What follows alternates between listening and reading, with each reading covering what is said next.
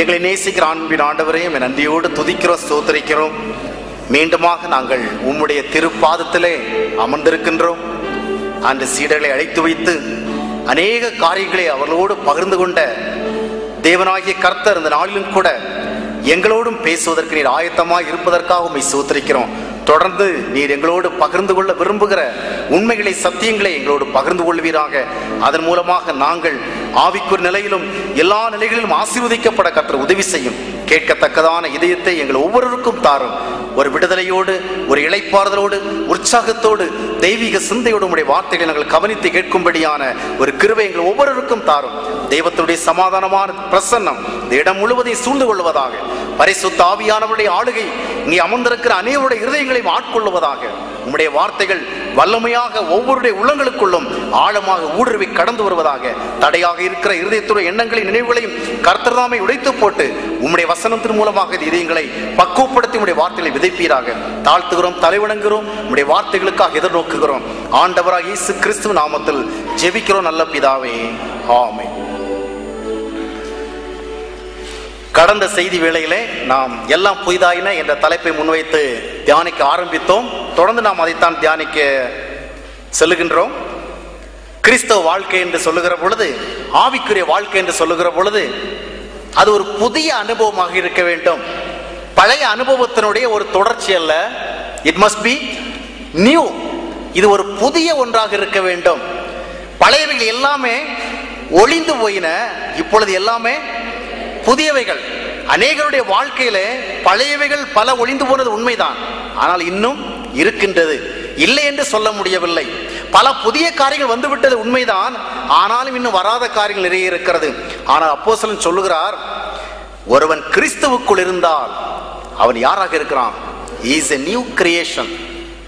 இப்பொழுது இவரிடத்தில் நீங்கள் எல்லாம் புதியவைகளைத்தான் பார்க்க முடியும், பழையவைகளை பார்க்க முடியாது, பழையவைகளை பார்க்கவும் கூடாது. எனவே பழையவைகள் எல்லாம் நீங்கி போய் எல்லாம் புதிதாகிற ஒரு அனுபவம் தான் கிறிஸ்தவ வாழ்க்கை.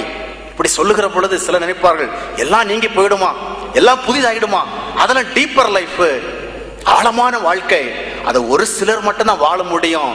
அப்படி எதுவுமே கிடையாதுங்க. கிறிஸ்துவுக்குள்ள எல்லாருக்கும் ஒரே விதமான வாழ்க்கை தான். இன்னும் நிறைய பேர் தவறான ஒரு சிந்தனையில் இருக்கிறாங்க. ஊழியர்கள் தான் விசேஷமான ஒரு வாழ்க்கையை வாழ அழைக்கப்பட்டவங்க, விசுவாசிகள் எப்படி வேணாலும் வாழ்ந்துக்கலாம், ஓரளவுக்கு அப்படி இப்படி இருந்தா கூட ஆண்டவர் ஏத்துக்குவார். ஆனால் கிறிஸ்தவ வாழ்க்கை விசுவாசிகளுக்கு என்று ஒரு விதம், ஊழியர்களுக்கு என்று இன்னொரு விதமாக இல்லை. எல்லோருக்கும் ஒரே விதம் தான்.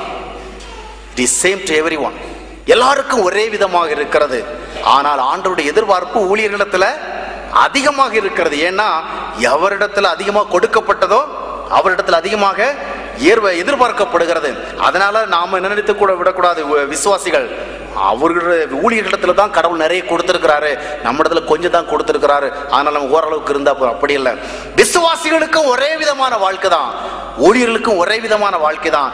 எல்லா வாழ்க்கையும் எங்கிருந்து ஆரம்பிக்கிறது என்றால், எங்கிருந்து ஆரம்பிக்கிறது? Out of Christ. கிறிஸ்துவுக்குள் இருந்து. ஒருவன் கிறிஸ்துவுக்குள் இருந்தால் அவன் என்ன செய்கிறான்? புதிய சிருஷ்டியாக இருக்கிறான். நாம கிறிஸ்துவுக்குள்ள இருந்தா நம்முடைய வாழ்க்கையில வெளிப்படுகிறவைகள் எல்லாம் புதியவைகளாகவே இருந்து கொண்டிருக்கும். எனவே இது ஒரு புதிய அனுபவம். இந்த புதிய அனுபவத்தை நாம ஒவ்வொருவரும் அனுபவிக்கணும், பெற்றுக்கொள்ளணும். இதுக்கு என்ன செய்யறது? அதைத்தான் நாம் சிந்திக்க செல்லுகிறோம். நம்முடைய வாழ்க்கையினுடைய கொஞ்சம் பகுதிகளை மட்டுமே சீர்திருத்தி கொண்டிருப்பதல்ல, சரி செய்து கொண்டிருப்பதல்ல, பழுது பார்த்து கொண்டிருப்பதல்ல. வாழ்க்கையினுடைய எல்லா பகுதிகளிலும் ஒரு புதிய ஒரு தோற்றத்தை நாம் காண்பதுதான் கிறிஸ்தவ வாழ்க்கை. அல்லேலூயா. இந்த புதிய அனுபவம் நம்முடைய வாழ்க்கையில ஏற்படணும்னா முதலாவது அது எப்படி வரும் என்பதை நாம் சிந்தித்து பார்க்கணும். இந்த புதிய அனுபவம் எப்படி வருகிறது? அந்த வசனம் என்ன சொல்லுகிறது? ஒருவன் கிறிஸ்துவுக்குள் இருந்தால், he must be in Christ.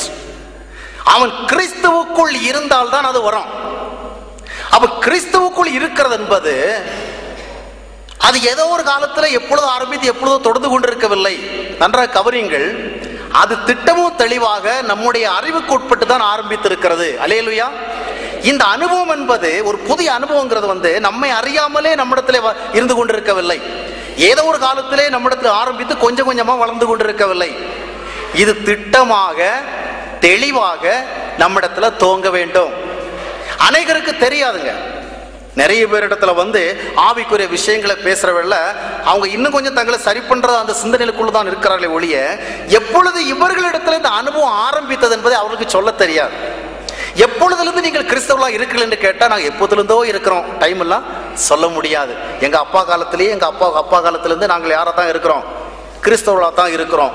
எனவே குறிப்பிட்டு கிறிஸ்துவோடு நீங்கள் எப்பொழுது ஒரு ஐக்கியம் வைத்தீர்கள், கிறிஸ்துவோடு எப்பொழுது ஒரு உறவை ஏற்படுத்தி கொண்டீர்கள், உங்களுக்கு ஒரு புதிய அனுபவம் எப்பொழுது வந்தது என்ற கேள்விகளுக்கு they are not able to give right answer. சரியான பதில் அவர்களால் கொடுக்க முடியவில்லை. காரணம் என்னவென்றால் இந்த கிறிஸ்தவ அனுபவத்தை குறித்த ஒரு சரியான புரிந்து கொள்ளுதல் இன்னும் ஏற்படவில்லை. அருமையானவர்களே, ஒன்றும் காலதாமதமாகி விடவில்லை. இன்று கூட நமக்கு அதற்கு வாய்ப்பு இருக்கிறது. நாம் ஒரு சரியான கிறிஸ்தவ வாழ்க்கைக்கு வருகிறதுக்கு, ஒரு சரியான அனுபவத்துக்குள்ள வந்துவிட்டால் தான் கிறிஸ்துவினால வருகிற எல்லா ஆசீர்வாதமும் நமக்கு வரும். ஒரு சரியான அனுபவத்துக்கு வருகிறவர்கள் தான் ஒரு புதிய அனுபவம் நம்ம இடத்துல வரும். இல்லை என்றால் நம்மை நாமே சீர்திருத்தி கொண்டிருப்போம், நம்மை நாமே பழுது பார்த்து கொண்டிருப்போம். ஒருபோது நம்மை நாமே பழுது பார்த்து நம்மை சரி செய்து விட முடியாது. சில வண்டிகளை பார்த்தீங்கன்னா, அந்த பழைய வண்டி, நான் கூட ஒரு பழைய வண்டி வச்சிருக்கிறேன், அதை ஒரு பக்கம் பழுது பார்த்தா இன்னொரு பக்கம் பழுதாகும். இன்னைக்கு ஒரு கம்ப்ளைண்ட் கொண்டு போய் மெக்கானிக் கிட்ட கொடுத்துட்டு அதை சரி பண்ணிட்டு வந்த பிறகு அடுத்த கம்ப்ளைண்ட் வரும். என்னங்க நேற்றுக்கு தான் உங்ககிட்ட கொடுத்த, நீங்க சரி பார்த்து கொடுத்தீங்க, அதுக்கு அடுத்தது இன்னொரு கம்ப்ளைண்ட் வந்து. அப்படிதாங்க வரும் பழைய வண்டிக்கு. ஒரு பக்கத்தை சரி பண்ணா அதனால இன்னொரு பக்கம் சரி சீர்கட்டு போகும். அப்படி ஒரு லாஜிக் இருக்குங்க. பழையதை வந்து திரும்ப திரும்ப சரி பண்ண ஒரு பக்கம் சரியாக ஒரு பக்கம் மோசமாகும். அதனால பெஸ்ட் என்ன எனக்கு தருகிற அட்வைஸ், நீங்க இந்த பிரச்சனை எல்லாம் வேண்டாம், பேசாம ஒரு புதிய வண்டியை வாங்கிடுங்க. ஆக ஒரு புதிய வண்டி வாங்கினா கொஞ்ச நாளைக்கு அது எப்படி இருக்கும், ஒரு பிரச்சனை இல்லாம இருக்கணும் அவர் சொல்றார். சரி, எனவே பழையவைகளை நாமே பழுது பார்க்க ஒரு பக்கத்தை பழுது பார்த்தா இன்னொரு பக்கம் சீர்கட்டு போயிட்டு இருக்கோம். நமக்கு தேவையானதெல்லாம் ஒரு புதிய அனுபவம். இந்த புதிய அனுபவம் நம்முடைய வாழ்க்கையில வரணும்னு சொன்னா அது எங்க இருந்து ஸ்டார்ட் ஆகுறது என்பதை நாம் உணர்ந்து கொள்ள வேண்டும். கிறிஸ்தவ வாழ்க்கையில ஒரு போர்டிங் பாயிண்ட் உண்டு, ஒரு அலைட்டிங் பாயிண்ட் உண்டு. என்ன அர்த்தம்? ஒரு புறப்படுகிற இடம் ஒன்று, போய் சேர் அதாவது ஏறுகிற இடம் ஒன்று உண்டு, இறங்குகிற இடம் ஒன்று உண்டு. அதை புறப்படுகிற இடம் ஒன்று உண்டு, போய் சேருகிற இடம் உண்டு. அநேகருக்கு இந்த அனுபவம் தான் இல்லை. எங்க இருந்து புறப்பட்டோம் என்பதை அவர்களால சொல்ல முடியாது. பாருங்கள், ஒரு பந்தயத்திற்காக ஒருவன் ஓடினால் கூட அவன் ஒரு குறிப்பிட்ட புள்ளியிலிருந்து தான் ஆரம்பித்திருக்க வேண்டும். நிறைய பேர் ஓடிக்கொண்டிருக்கிறான் என்பதற்காக அவனும் கூட்டத்தோடு கூட்டமா சேர்ந்து ஓடி அவங்களுக்கு முந்தி வந்தா கூட அவனுக்கு பிரைஸ் கிடைக்குமா? அவனுக்கு என்ன கேட்பாங்க? மல்ல யுத்தம் செய்கிறவன் என்ன செய்யணும்? சட்டத்திற்கு உட்பட்டு செய்யணும்.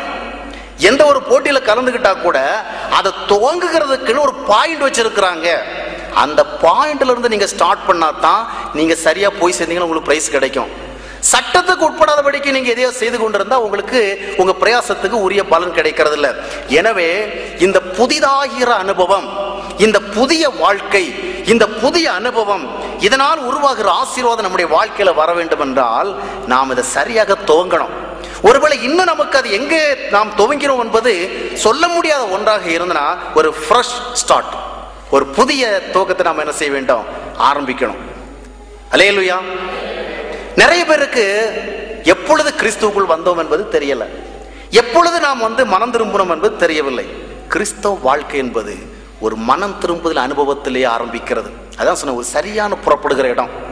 ஏதோ நம்ம ரொம்ப வருஷமா சர்ச்சுக்கு வந்துட்டு இருக்கோம், ரொம்ப வருஷமா பக்தியா இருந்துட்டு இருக்கோம், ரொம்ப வருஷமா பைபிள் படிச்சுட்டு இருக்கோம், ரொம்ப வருஷமா ஜெபம் பண்ணிட்டு இருக்கோம், ரொம்ப வருஷமா ஊழியம் செய்து கொண்டிருக்கோம். இதனால நாம் என்ன பண்ண முடியாது என்றால் இந்த புதிய அனுபவத்தை அனுபவிக்க முடியாது.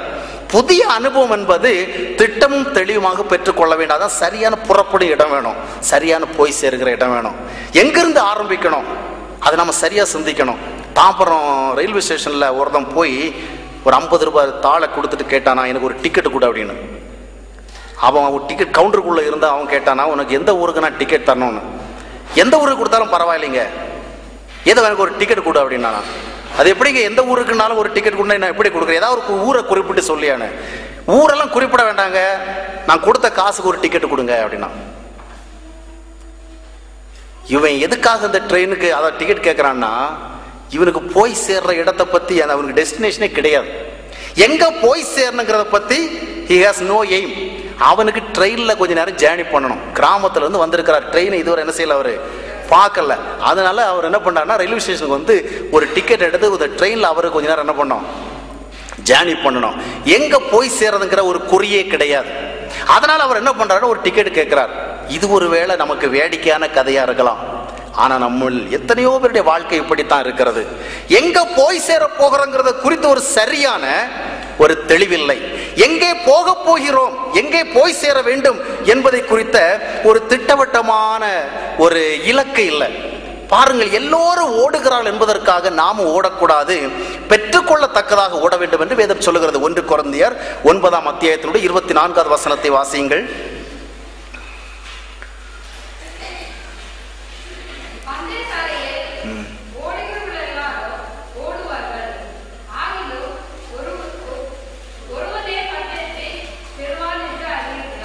பந்தய சாலையிலே ஓடுகிறவர்களெல்லாம் ஓடுவார்கள். ஆனா ஒரு சரியான இலக்கோடு சரியான இடத்திலிருந்து துவங்கினவன் தான் பந்தயத்திலே வெற்றி பெற்று அந்த பரிசை பெற முடியும். எனவேதான் பவுல் அப்போஸ்தலன் இன்னொரு இடத்திலும் சொல்லுகிறார். 1 கொரிந்தியர் 9ஆம் அத்தியாயத்தினுடைய 26ஆம் வசனம், ஆதலால் நான் நிச்சயம் இல்லாதவனாக ஓடேன், ஆகாயத்தை அடிக்கிறவனாக சிலம்பம் பண்ணேன். அதாவது ஒரு குறிக்கோள் இல்லாமல் நான் செயல்பட மாட்டேன், ஒரு நோக்கம் இல்லாமல் செயல்பட மாட்டேன். ஆக ஒரு குறிக்கோள் நமக்கு இல்லை என்றால், ஒரு நோக்கம் இல்லை என்று சொன்னால், நாம் நமக்கு கொடுக்கப்பட்டிருக்கிறதான அந்த வாழ்க்கையை சரியா வாழ முடியாது. இந்த உலகத்துல நமக்கு ஒரு நல்ல ஒரு நோக்கம் இருக்கணும், ஒரு குறிக்கோள் இருக்கணும். பாரிஸ் பட்டணத்துல ஒரு முறை அநேகர் ஓடிட்டே இருந்தாங்களாம். அவங்க ஓடிட்டு இருக்கிறத பார்த்த உடனே சும்மா நின்றுட்டு இருந்தவங்களும் பின்னால ஓட ஆரம்பிச்சாங்களாம். ரொம்ப நேரமா எல்லாரும் ஓடிட்டே இருக்கிறாங்க. அதை ஒருத்தன் பார்த்து கொண்டிருந்தான். அவன் பார்த்தவனுக்கு ஒரு ஆச்சரியம், எதுக்காக இவங்க ஓடுறாங்க, அவங்கவுங்க ஓட ஆரம்பிச்சு போயிட்டே இருக்கிறாங்களே அப்படின்னு. அவனுக்கு விடையே தெரியல. அப்புறம் இவனுக்கு அதுக்கு மேல பொறுமை இல்லை, எப்படியாச்சும் கேட்டு தெரிஞ்சுக்கணும் எதுக்காக ஜனங்கள் இவ்வளவு ஓடுறாங்கன்னு. ஒவ்வொருத்தரையா ஓடுறவங்களுக்கு பின்னால ஐயா நீங்க எதுக்கு ஓடுறீங்கன்னு கேட்டா, அதுதான் எனக்கும் தெரியல ஐயா, ஃப்ரெண்ட்ல நிறைய பேர் ஓடிட்டு இருக்கிறாங்க, ஏன் தான் ஓடுறாங்கன்னு நான் அவங்க அதான் பின்னால ஓட்டிருக்கேன். ஒவ்வொருத்தரையா கேட்டா யாருக்கும் விவரம் தெரியல. நடந்தது என்னன்னு சொன்னா, ஒரு திருடன் இன்னொரு பெண்மணியுடைய ஒரு பேக்கை திருடிட்டு புடுங்கிட்டு ஓடிட்டான். அதை பிடிக்கிறதுக்காக இன்னொரு தான் ஓடினான். ஐயோ திருடன் திருடன் கூப்பிடவே யார் திருடனே தெரியாதபடி எல்லாரும் என்ன செய்யறாங்க, பின்னால ஓடுறாங்க. அங்க சத்தம் திருடன் திருடன். அதுக்கு மேல் பின்னால ஓடுறவங்களுக்கு எல்லாம் யாருக்குமே விவரம் தெரியாது. எங்க எதுக்காக ஓடுறோம், ஏன் ஓடுகிறோம் என்பது தெரியாமலே எல்லோரும் ஓடுகிற நிலைமை. இன்னைக்கு அநேகருடைய கிறிஸ்தவ வாழ்க்கை அப்படித்தான் இருக்கிறது. கோயிலுக்கு எதுக்கு வரோம், ஜெப கூட்டத்துக்கு எதுக்கு வரோம், கிறிஸ்தவர்களாக எதற்கு இருக்கிறோம், காணிக்கை எதுக்கு கொடுக்கிறோம், ஊழியம் ஏன் செய்கிறோம், இதை பத்தி எல்லாம் ஒரு சரியான சிந்தனையே இல்லை. இதையெல்லாம் நான் யாருடைய மனதையும் பாதிக்க வேண்டும் என்பதற்காக சொல்லவில்லை, மனதை பக்குவப்படுத்த வேண்டும் என்பதற்காக தான் சொல்றேன். சில காரியங்களை சுட்டிக்காட்ட வேண்டிய அவசியம் இருக்கிறபடினால தான் சொல்லுகிறேன். நமக்கு ஒரு சரியான இலக்கு இல்லை என்று சொன்னால் நாம் போய் சேர வேண்டிய இடத்துக்கு போகவும் முடியாது, ஒரு சரியான அனுபவத்தை அடைய முடியாது. ஆண்டவர் இந்த உலக வாழ்க்கையில நமக்கு ஒரு நல்ல அனுபவத்தை கொடுக்க வந்தார். அதைத்தான் திருப்பி திருப்ப உங்களுக்கு சொல்ல விரும்புகிறேன். ஒரு புதிய விதமான ஒரு வாழ்க்கையை, ஒரு பரிசுத்தமான ஒரு வாழ்க்கையை, ஒரு பரவசமான ஒரு வாழ்க்கையை, ஒரு அர்த்தமுள்ள ஒரு வாழ்க்கையை, ஒரு குறிக்கோள் உள்ள ஒரு வாழ்க்கையை, ஒரு மகிழ்ச்சி தருகிற ஒரு வாழ்க்கையை ஆண்டவர் நமக்கு கொடுக்க வந்தார். இந்த வாழ்க்கையை நாம் அனுபவிக்க வேண்டும் என்றால் அதை நாம் ஒரு குறிப்பிட்ட இலக்கோடு குறிப்பிட்ட இடத்திலிருந்து தான் ஆரம்பித்து பெற வேண்டும். அந்த அனுபவத்தை பெறுவதற்கு நாம் என்ன செய்ய வேண்டும், யாராவது சொல்லுங்க பார்க்கலாம். முதலாவது என்ன செய்யணும், யாருக்கு இவைகளை கொடுக்க ஆண்டவர் வந்தார்? எல்லாம் அமைதியா இருக்கிறீங்க. இயேசு கிறிஸ்துவை குறித்து வேதம் என்ன சொல்லுகிறது? பாவிகளை ரட்சிக்க இயேசு கிறிஸ்து இந்த உலகத்திற்கு வந்தார். சீடர்களை கடைசியாக இயேசு கிறிஸ்து அனுப்புகிற பொழுது லூக்கா 24ஆம் அத்தியாயத்துடைய 47வது வசனத்தை வாசியுங்கள். லூக்கா 24:47.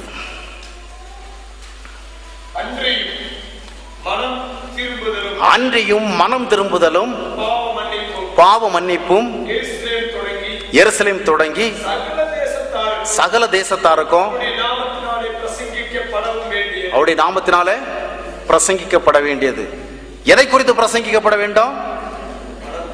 மனம் திரும்புதலை குறித்து, பாவ மன்னிப்பை குறித்து. ஏனென்றால் மனம் திரும்புதலின் மூலமாகத்தான் கடவுள் மனிதனுக்கு கொடுக்க வந்த ஆசீர்வாதம் அவனுக்கு சென்று சேரும். யார் மனம் திரும்ப வேண்டிய தேவையில் இருக்கிறார்களோ அவர்களுக்கு அந்த மனம் திரும்புதலை குறித்து பேசுவதன் மூலமாகத்தான் அவர்கள் மனம் திரும்புதல் அடைந்து ஆண்டவரால் உருவாக்கப்பட்ட ஆசீர்வாதங்களை பெற்றுக்கொள்ள முடியும். மனம் திரும்புதல் என்று சொல்லப்படுகிறதான ஒரு சரியான படிக்கு நாம் வந்து சேரவில்லை என்றால் நாம் ஆண்டவரால் உருவாகிறதான ஆசீர்வாதங்களையோ ஆண்டவரால் கொடுக்க வந்ததான நன்மைகளை பெற்றுக்கொள்ள முடியாது. மனம் திரும்புதல் என்று சொன்ன உடனே இன்றைய அநேகர் ரொம்ப சாதாரணமாக கேட்க ஆரம்பிச்சிருவாங்க. மனம் திரும்புதல் தானே, ஏற்கனவே நூற்றுக்கணக்கில் கேட்ட ஒரு செய்தி, நமக்கு அந்த அனுபவம் இருக்கு, மனம் திரும்பி நம்ம எவ்வளவு தூரம் தாண்டி வந்துட்டோம், அதற்கு பிறகு இப்படிப்பட்ட ஒரு முகாமில் இன்னும் இது போன்ற ஒரு செய்தி தேவை என்ற எண்ணம் வந்துடுவது. நான் இப்பொழுது உங்களோடு பகிர்ந்து கொள்ள விரும்புவது என்னவென்று சொன்னால், ஒரு சரியான மனம் திரும்புதலை குறித்த நிச்சயம் நமக்கு வேணும். என்ன வேணும்? we must have an assurance, ஒரு சரியான நிச்சயம். மனம் திரும்புதல் என்பது அநேகருக்கு ஏதோ நம்ம திடீர்னு ஒரு ஆன்மீக வாழ்க்கையை ஆரம்பிச்சிட்டோம் பாருங்க, அதுதான் மனம் திரும்புதல். அநேகருக்கு என்னவென்றால் ஒரு ஞானஸ்தானத்தை எடுத்துக்கொண்டோம் பாருங்கள், அதுதான் மனம் திரும்புதல். அநேகருக்கு பாருங்கள் ஒரு ஆலயத்திற்கு வர ஆரம்பித்தோம், அதுதான் மனம் திரும்புதல். அநேகருக்கு நாம் கொஞ்சம் வித்தியாசமாக ஆன்மீக அனுபவங்களோடு காணப்படுகிறோம், இதுதான் மனம் திரும்புதல். இவைகளெல்லாம் மனம் திரும்புதலாக இருக்கும் என்று உறுதியாக சொல்ல முடியாது. ஒரு சரியான அஸ்திபாரத்தை நாம் போடவில்லை என்று சொன்னால் ஒரு உறுதியான கட்டடத்தை கட்ட முடியாது. ஒரு உறுதியான கட்டடத்தை கட்டுவதற்கு முன்பாக ஒரு சரியான அஸ்திபாரம், அந்த அஸ்திபாரம் தான் என்ன? மனம் திரும்புதல். என்னுடைய வாழ்க்கையில மனம் திரும்புதல் ஏற்பட்டிருக்க வேண்டும். நான் சொல்ல போகிறது மிக மிக ஒரு எளிதான ஒரு சத்தியம்தான், நீங்கள் பலமுறை கேட்ட சத்தியம்தான். ஆனா அதை குறித்த ஒரு சரியான நிச்சயமோ அதை குறித்த ஒரு சரியான தெளிவும் இல்லைன்னு சொன்னா அதற்கு மேல் நாம் கட்டுகிற கிறிஸ்தவ வாழ்க்கை அனுபவங்கள் நிலைத்திருப்பதில்லை. எனவே அஸ்திபாரத்தை குறித்து இன்னும் அதிகமாக நாம் சிந்திக்க வேண்டியது அவசியமா இருக்கிறது. நான் சில இடங்களில் பார்க்கிறேன், பெரிய பிளாட்ஸ்ல பார்த்தீங்கன்னா என்னமோ செஞ்சுட்டு இருப்பாங்க, ரொம்ப பல மாதங்களா செஞ்சுட்டு இருப்பாங்க, உண்மை வெளியே தெரியாது. அப்புறம் பார்த்தீங்கன்னா ஒரு 2-3 மாசத்துக்குள்ளாடி அங்க ஒரு பெரிய ஸ்ட்ரக்சர் வந்துடும். பல மாசங்களா அங்க என்ன பண்றாங்கிறதே தெரியாம இருக்கும். அதற்கு பிறகு பார்க்கும் பொழுது ஒரு பெரிய கட்டடம் வந்திருக்கும். காரணம் என்ன? பெரிய கட்டடத்தை கட்டுவதற்கு ஏதுவாக ஒரு வலிமையான அஸ்திபாரத்தை அவர்கள் மண்ணுக்கு கீழே போடுறாங்க. அந்த அஸ்திபாரத்தின் மூலமாகத்தான் அந்த பெரிய கட்டடம் நிற்க முடியும். அதுபோலவே முதலாவது நாம் இந்த அஸ்திபார சத்தியமாகிய மனம் திரும்புதலை குறித்த சரியான அறிவில்லை என்றால் நாம் ஒரு வலிமையான கிறிஸ்தவ வாழ்க்கையை கட்ட முடியாது. ஆண்டவரால் நமக்கு கொடுக்கப்படுவதற்கு ஆயத்தமாக இருக்கிற ஆசீர்வாதங்களை நாம் பெற்றுக்கொள்ள முடியாது. மனம் திரும்புதல் எங்க இருந்து ஆரம்பிக்க வேண்டும் என்றால், யாருக்கு மனம் திரும்புதல் வேணும்? பாவிகளுக்கு. பாவிகள் எல்லாம் யாரு? நாம் எல்லோரும் பாவிகள். பவுலப்போஸ்தலன் சொல்லுகிற பொழுது நான் பிரதான பாவி என்று சொல்லுவான். 1 தீமோத்தேயு 1ஆம் அத்தியாயத்தினுடைய 15ஆம் வசனத்தை வாசியுங்கள்.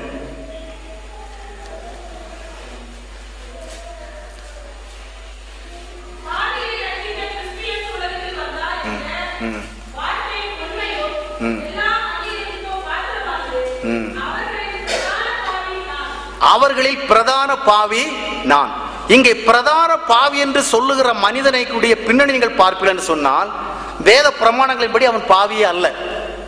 பல ஆண்டுகள் அவன் வேத பிரமாணங்களை கற்று தேர்ந்தவன், பக்தியாக வாழ்ந்தவன், பக்தி வைராக்கியத்தை உடையவன்.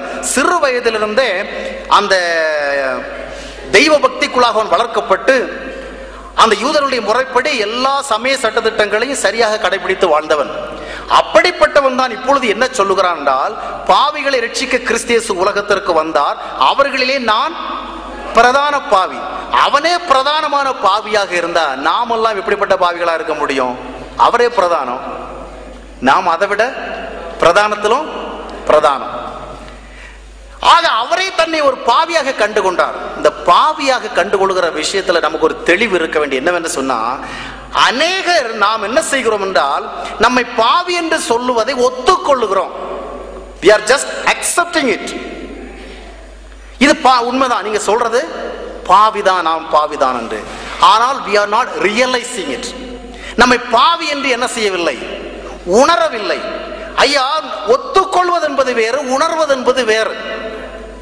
ஒரு டாக்டர் சொல்றாரு உங்களுக்கு உடம்புக்கு சரியில்லைன்னு. சரிங்க, நீங்க டாக்டர் மருத்துவம் படிச்சிருக்கிறீங்க, ஏதோ நீங்க சொல்றதுக்காக நானும் என்ன செய்யறேன், ஒத்துக்கிறேன். நீங்க ஏதோ ஒரு மருந்து கொடுக்க விரும்புறீங்களா, கொடுங்க, குடிச்சிட்டு போறேன், சாப்பிட்டு போறேன், என் தலையெழுத்து. இப்படியாக நான் மருத்துவ இடத்துல நடந்து கொள்ள முடியும். ஆனால் ஒரு சரியான வியாதியிலிருந்து நம்ம விடுதலை அடையணும்னா ஒரு மருத்துவர் சொல்லுகிற அந்த கம்ப்ளைண்ட் நம்மிடத்துல இருக்கிறத நாம முதலாவது என்ன செய்ய வேண்டும்? உணரணும். மருத்துவர் சொல்றதுக்காக ஒத்துக்க கூடாது. நம்மிடத்துல அந்த பிரச்சனை இருக்கிறது என்பதை நாம் உணர்ந்து கொள்ள வேண்டும். சில நேரங்களில் அது உணர முடியாதபடி இருக்கும். அநேகருடைய வாழ்க்கையில பாவமும் அப்படித்தான். அந்த கேன்சர் இருக்குது பாருங்கள், இந்த கேன்சர் இருக்கிறது அநேகருக்கு தெரியவே தெரியாது. அது மட்டும் தெரிய வேண்டிய நேரத்தில் தெரிஞ்சிருந்தா அநேகர் சீக்கிரமா உலகத்தை விட்டு போயிருக்க மாட்டாங்க. ஏன்? அது ஒரு தொந்தரவையும் கொடுக்கல, அது பெரிய அளவில் பிரச்சனையும் பண்ணல. பிரச்சனை பண்ணிட்டு தான் இருந்து, ஆனா அது ஒரு பிரச்சனையாக யாரும் என்ன செய்யல, எடுத்துக்கல. தலைவலி வந்தது, மருந்து சாப்பிட்டாங்க. உடம்பு டயர்டா இருந்தவளையும் மருந்து சாப்பிட்டாங்க. எதுக்கு சாப்பிட்டாங்க? தலைவேதனைக்கும் உடம்பு வலிக்கும் டயர்ட்னஸுக்கும் இந்த மாதிரி டேப்லெட்ஸ் மற்ற மெடிசின்ஸ் எல்லாம் வாங்கி சாப்பிட்டாங்க. ஆனால் இவைகளை உருவாக்கி கொண்டிருக்கிற கேன்சர் அவர்களுக்கு இன்னும் தெரியவில்லை. தெரியப்படாத காரணத்தினால அது கொஞ்சம் கொஞ்சமா வளர்ந்து வளர்ந்து கடைசியாக மருத்துவரிடத்துல போகிறவல்ல, இன்னும் நீ கொஞ்ச நாள் தான் உலகத்துல உயிரோடு இருக்க முடியும், அந்த நிலைமைக்கு வந்து விட்டா என்று சொல்லுகிற நிலைமை ஏற்படுகிறது. அதே போல்தான் பாவம் கூட நமக்கு பெரிய பிரச்சனைகளை எப்பொழுதும் ஏற்படுத்துவதில்லை. ஆனால் இந்த வேதாகமத்தை படிக்கும் பொழுது நாம் பாவிகளாக இருக்கிறோம் என்பதை உணர்வதற்கு ஏராளம் வாய்ப்புகள் இருக்கிறது. இந்த வேத வசனங்களை நாம் வாசிக்கிற பொழுது ஒரு மனிதன் எப்படி இருக்க வேண்டும், தேவனுக்கு முன்பாக ஒரு மனிதன் எப்படி காணப்பட வேண்டும் என்பதை குறித்து தெளிவான விளக்கங்கள் இருக்கிறது.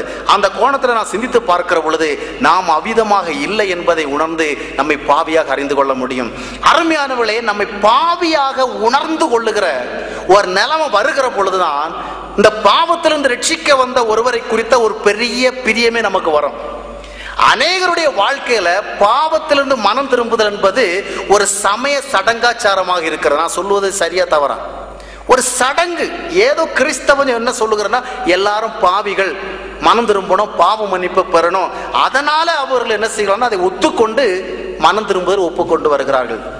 முதலாவது கிறிஸ்தவ அனுபவம் என்னுடைய வாழ்க்கையில வர வேண்டும் என்றால், பரிசுத்த ஆவியானவர் இடத்துல வந்து கிரியை செய்ய வேண்டும் என்றால், என்னுடைய வாழ்க்கை பரிசுத்தமாக மாற வேண்டும் என்று சொன்னால், மனம் திரும்ப வேண்டிய ஒரு தேவை இருக்கிறதை நான் முதலாவது உணர்கின்ற ஒரு நிலைமைக்கு வரணும்.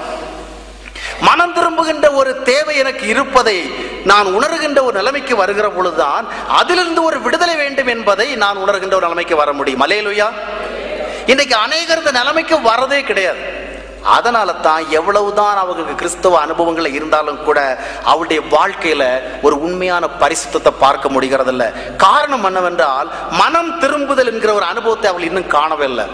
உண்மையாகவே நீங்கள் இருக்கிற விதமாக உங்களை கண்டுகொள்ள முடியும் என்றால், நீங்கள் ஆண்டவரை நோக்கி கூப்பிடுவீர்கள். ஆண்டவரே, நான் பரிதாபமான நிலைமையில் இருக்கிறேன், நிர்பந்தமான ஒரு நிலைமையில் இருக்கிறேன், எனக்கு உங்களுடைய தேவை, உங்கள் உதவி தேவை என்று அவரை நோக்கி நாம் கூப்பிட முடியும். இன்றைய அநேகர் பாவ விடுதலைக்காகவோ பரிசுத்தத்திற்காகவோ ஆண்டவரை நோக்கி ஒரு ஆழ்ந்த உணர்வோடு கூப்பிட முடியவில்லை. காரணம் என்னவென்றால், அவர்கள் இதை ஒரு பிரச்சனையாக நினைக்கவே இல்லை.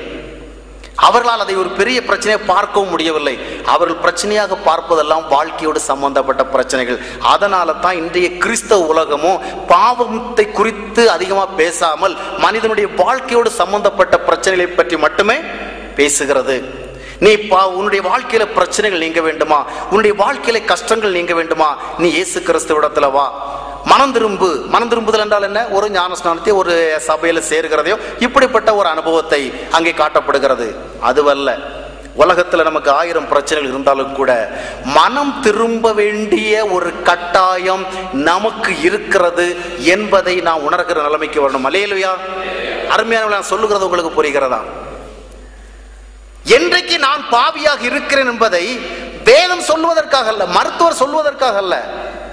சிலர் ஜெபம் பண்றவங்கள சொல்லுவாங்க, ஆண்டவரே, நான் வெறும் குப்பை, நான் வெறும் தூசி, நான் ஒன்றுக்குமே உதவாத பாவி, என்னை கொண்டு ஒரு பிரயோஜனமும் கிடையாது. இந்த மாதிரி எல்லாம் ஜெபத்துல சொல்லுவாங்க. ஆனா அவங்கள யாராவது போய் அட பாவி அப்படின்னு ஒரு வார்த்தை சொன்னா பொறுத்துக்குவாங்களா? சரிதான் போ, நீ பெரியவா. என்ன இவா பெரியவா, என்ன பார்த்து சொல்லிட்டேன்? யார் தெரியுமா? எங்க அப்பா யார் தெரியுமா? எங்க அப்பாவுக்கு அப்பா யார் தெரியுமா? எங்க குடும்ப பாரம்பரியம் என்ன தெரியுமா? அப்படி ரொம்பவும் பேச ஆரம்பிப்பாங்க. அப்படித்தானே ஜபத்துல என்ன சொல்லுவாங்க? ஒண்ணுமே நான் கிடையாது, குப்பை தூசி, ஒன்றுக்கும் உதவான். ஆக இவர்கள் சில விஷயங்களை ஒத்துக்கொண்டிருக்கிறார்கள். ஆனா உண்மையில அவங்க தங்களை பாவியாக உணரவில்லை, தூசியாக உணரவில்லை. உண்மையிலே நாம தூசியாக நம்மை உணர்ந்து கொண்டா மற்றவர்கள் நம்மை தூசி என்று நினைக்கிறவங்க சொல்லுகிறவங்க நான் என்ன செய்வோம்? சரிதாம்மா, நீ சொல்றதுல நியாயம் இருக்கு, நான் யார் தான்? தூசி தான். ஆனா நாம விடுகிறோமா? யார போய் என்ன சொன்ன, ஒரு பிடி பிடிக்கணும், அப்படித்தானே? ஆக நாம் ஒத்துக்கொள்ளுகிற அநேக காரியங்களை உணரவில்லை. அருமையானவர்களே, நான் பாவி என்பதை நான் உணரணும்.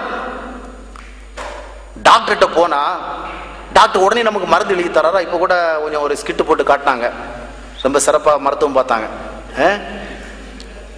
இந்த டாக்டர் போனோன்னு என்ன பண்றாரு? நிறைய டெஸ்ட்டுகளுக்கு நம்ம அனுப்புறாரு. அப்படிதான் பிளட் டெஸ்ட் பண்ணோம், யூரின் டெஸ்ட் பண்ணோம், அப்புறம் ஏகப்பட்ட டெஸ்ட். அவர்கிட்ட எக்ஸ்ரே, ஸ்கேன் அந்த மாதிரி ஃபெசிலிட்டிஸ் இருந்தால் எல்லாத்தையும் என்ன செய்யறாரு, யூஸ் பண்ணி டெஸ்ட் பண்ண சொல்றாரு. முதலாவது அவர் என்ன செய்கிறாருங்க, முதலாவது உன்னுடைய சரீரத்தில் இருக்கிற பிரச்சனைகள் என்னவென்பதை நான் கண்டுபிடிக்கட்டும், முதலாவது உன்னுடைய சரீரத்தில் இருக்கிற பிரச்சனைகளை நான் உனக்கு சொல்லட்டும் என்று அந்த அர்த்தத்துல தான் அவர் என்ன செய்கிறார், நிறைய டெஸ்ட்டுகளுக்கு நம்ம அனுப்புகிறார். அனுப்பிட்டு சொல்றார், இந்தந்த விதமா பிரச்சனை இருக்குது, ஒரு ஆப்ரேஷன் பண்ணணும், இல்லைன்னா இந்த மாதிரி ஒரு ட்ரீட்மெண்ட் எடுத்துக்கணும், அவ்விதமா சொல்லுகிறார். அப்ப இந்த டெஸ்ட்டுகள் எல்லாம் நம்மை யாராக நாம் இருக்கிறோம் நமக்கு காண்பிக்கிறது. அப்படித்தானே இது போல நம்முடைய வாழ்க்கையிலும் கூட நன்றாக கவனியுங்கள், நம்முடைய வாழ்க்கையிலும் நாம சில டெஸ்ட்டுகளுக்குள்ள வரணும்.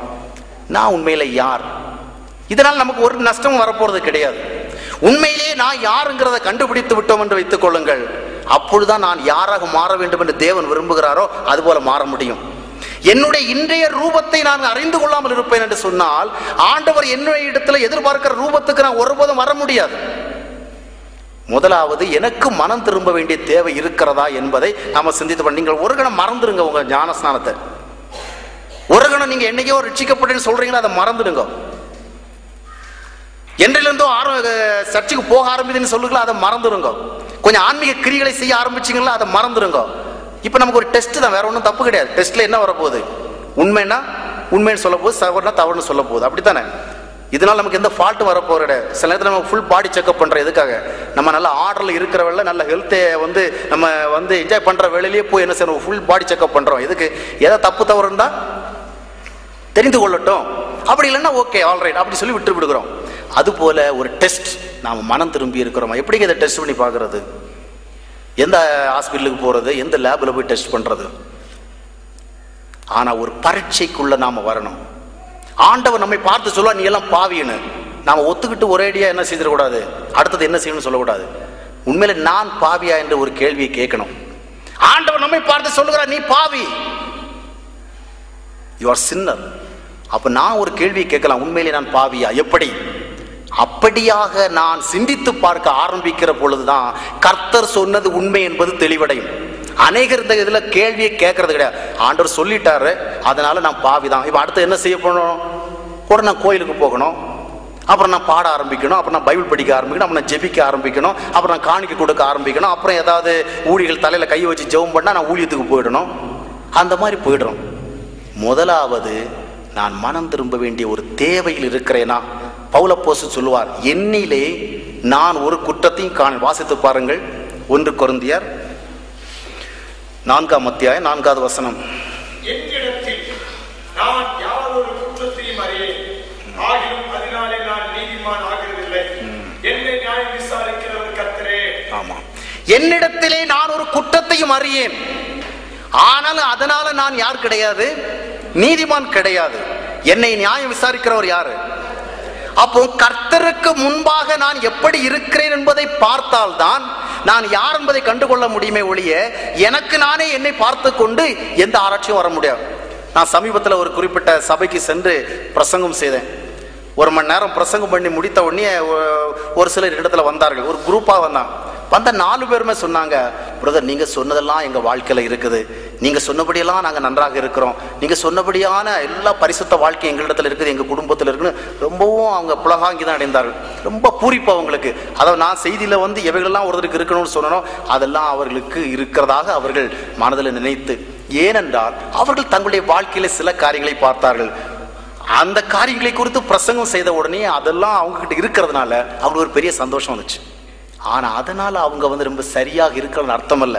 அவர்கள் சில காரியங்களை மட்டும்தான் பார்த்தார்கள்.